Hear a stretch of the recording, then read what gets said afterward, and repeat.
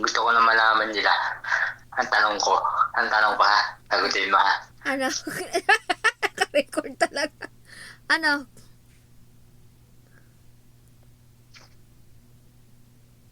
Ano sasabihin mo? Sana sa pili mo, sana mga magustuhan mo makasama habang buhay. Ano? Yung nga tanong ko. Yung nga tanong ko sa iyo. Anong Yung nga tanong? tanong ko sa iyo. Anong tanong? Sana napili mong mamahalin mo. Sana, yun na sana. Huwag sanang gumawa ng dapat hindi maganda. Ano di maganda? Hindi ko gets yung tanong ah. Hindi ko mo alam kasi ang pipili mo sana. 3, 4. Hindi Oo. nakikita. Sige. Nakikita Tapos, namin. hi Bes! Hello. Bumaba na si Jeremy, takot sa'yo. Sabi ko, mag-picture muna tayo. Sabi niya, hindi, magagalit si, Malen. Ay, ano ba tawag yun sa'yo? Ay, bumaba na siya. Sabi niya, andito pa ako sa GBC. Nag-uusap kasi sila ni Limar. Bakit anong sabi ka? Sabi ko kasi, pag akyat ko, sabi ni Ramil kasi, akyat ka sa GBC. Eh, sabi ko, nagpalit muna ako ng short, nag-toothbrush, naghilamos muna ako para matanggal naman yung alikabok sa mukha ko na eh, baka makatulog na ako at sinisipon ako, siguro sa lamig. Ngayon. Ay, sabi ko, picture muna tayo. Pag sabi, hindi, baba na ako, magagalit si Ay, ang tawag niya, parang Malin? Ano ba to? Malin na, Malin. Malin tawag. Baba na siya. Tama to ba? Malin? Bakit mo ba? Ewan ko doon, baka daw magalit ka. Baka magalit ka daw. Baba talaga siya. Baka magalit ka daw. Takot siya sa akin pag nagagalit talaga ako. Talagang hindi ko siya pinapansin. Ang daming tawag sa akin, 12, 12. Ha? Hindi ko man naka-charge sa cellphone ko sa kwarto kaya kukuha ko lang. Tapos Sana all. Sana all. Sana all. Sinat ko, pero hindi nagre-reply. Sabi ko, busy to. Nasa GBC ba? Akala ko andito, nakita ko kasi mag-tap ka dito. Sabi ko, marami na sila sa GBC. Sabi ko, nagmadali ako, nag-toothbrush ako, naghilamos na ako. Kasama na din si Nay. Naantok Sa 12 na ako. yun. Kasama si Nay doon. Ha? Pati Nay, kasama na si Nay doon sa 12. Ha? Wala man. Kasama na doon. Hindi man na-chat sa akin, ah. Ay, di ka? Hindi pala, okay. Kala ko kasama siya. Hindi man na-chat si Jeremy. Kung bumaba, bakit? Baka iba na naman ang tinawagan. Sabi nung umakyat kanina, ay, akala ko si Rowena. Ako daw, akala daw niya si Rowena. Si Cecilia Rowena ako. Sabi niya, magkapatid kayo? Ko hindi. Sabi ni Ramil, oo, kapatid sila. Sabi ko, hindi.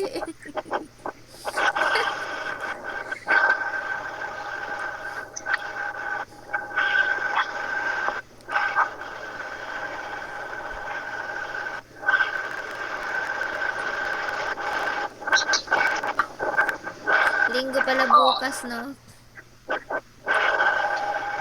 Ano, tatanong ko ba? Ang tanong ko ba? Hindi ko gets yung tanong. Ulitin mo nga kung ano yung tanong mo sa akin. Kung sakali, napili mo, ang mahal mo, ang hindi mo nakikita ang ugali niya. Sana mahalin ka. Kahit gano'ng ugali. Kung sakali, kunyari, mapili ko sa 4 na manliligaw ko?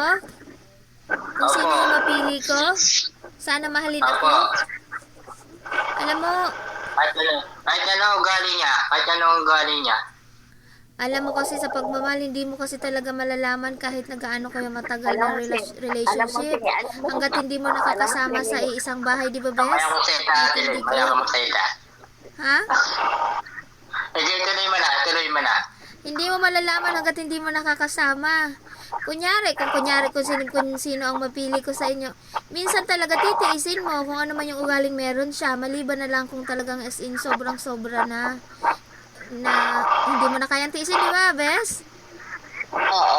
Ang isang tao kasi, hindi mo malalaman ang tunay na ugali hanggat hindi mo pa Itatago nakakasama kahit sa ikaw, meron kang ugali, ba? Dalawang beses tayo nagkita. Meron kang ugali na hindi mo talaga pinapakita pa sa akin. ugali mo, hindi mo ipagtatapat, syempre. Anong klase ng ugali ko Hindi naman? ko alam, basta Nakikita mo lahat, kahit man din ako, meron akong ugali na hindi mo pa nalalaman.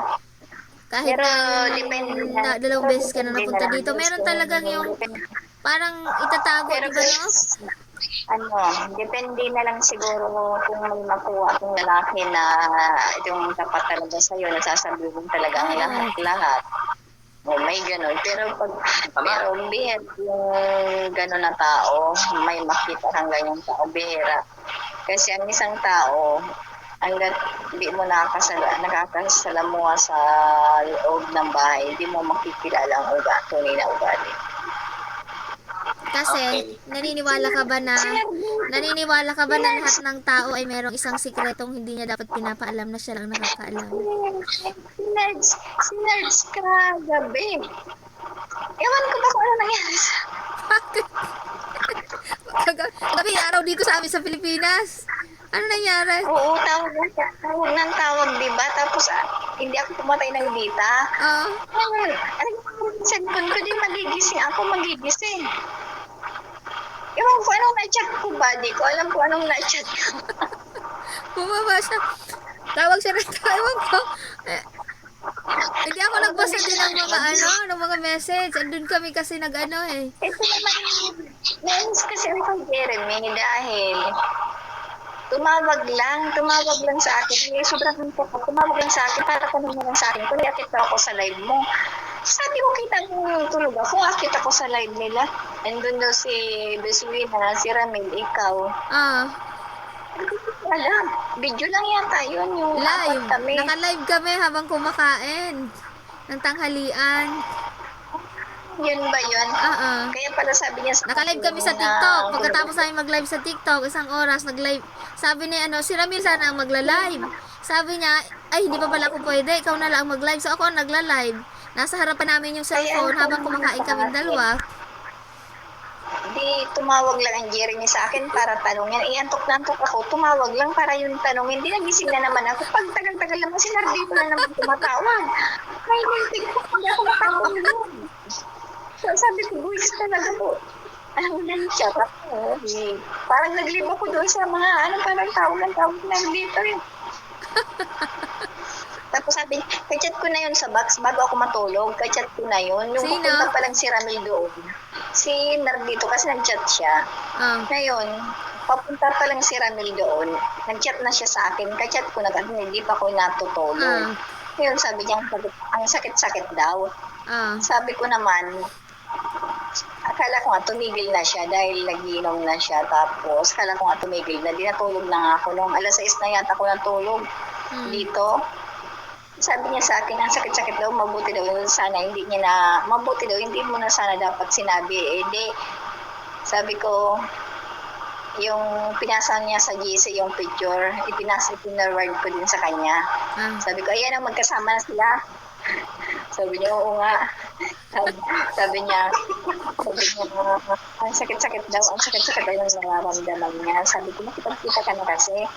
Sabi niya, di nagpasa din siya ng picture niya sa box ko. Sabi niya, yan, yung mukha na yan, makikipagkita sa kanya. Pangit lang ako, mukhang mangyan. Sabi ko naman sa kanya, wala naman yan sa itsura. Kung basta okay naman ang ugali mo or hindi naman sa inyo binabasihan ang pagmamahal. Ginanon ko na nga. Sabi niya, tapos ayan, sobra daw siya nasasaktan. Pag-chat ko na kanina. Tapos na naman ang tawag doon sa GC yung ginawa niya. Nainis na ako. Sabi ko, diyan ba ito nakulitin ko?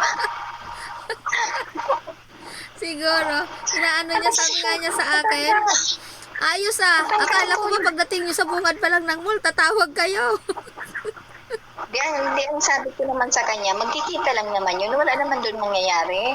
Sabi ko nga sa kanya, kilala ko yun si Beth, sabi ko. Hindi yun hindi yung, saka sabi ko, hindi ko yun sasagutin magkikita lang yun, pero hindi ko yun sasagutin, may chance ka pa.